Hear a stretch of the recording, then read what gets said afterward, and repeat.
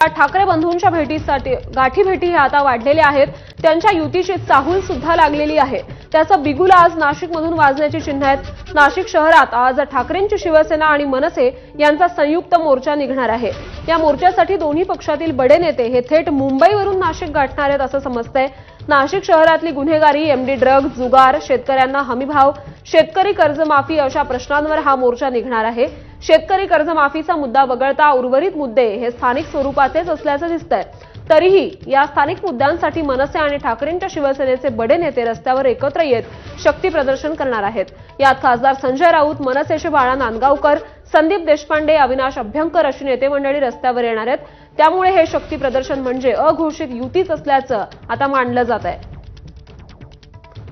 आणि आपले प्रतिनिधी मुकुल कुलकर्णी यांच्यासोबत आपण या संदर्भात अधिक चर्चा करूयात। मुकुल, आपण बघतोय मागील काही महिन्यांपासून ठाकरेंची सेना आणि मनसे यातली युती होण्याची शक्यता वाढतच चाललेली आहे आणि आजचा मोर्चा हे त्यातलं एक महत्त्वाचं पाऊल।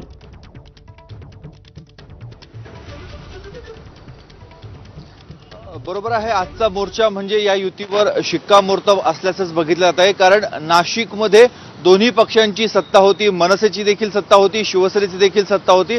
मात्र मध्यंतरीच्या काळामध्ये भाजपनं या दोन्ही ठाकरे सेनेचा गड आपल्या काबीज केलेला होता।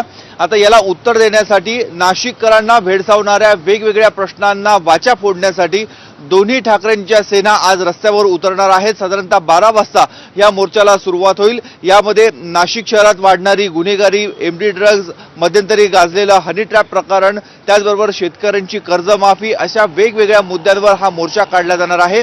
नाशिक शहरासह ग्रामीण भागातून मनसे आणि शिवसेनेच्या ठाकरेचे पदाधिकारी या मोर्चाला उपस्थित राहतील अशा स्वरूपाची रणनीती आखण्यात आलेली आहे।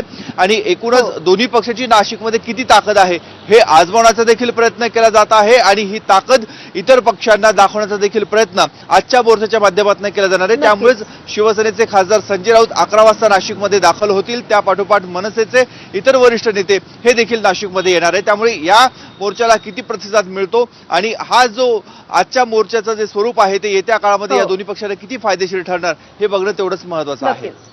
मुकुल, धन्यवाद या सविस्तर माहितीसाठी।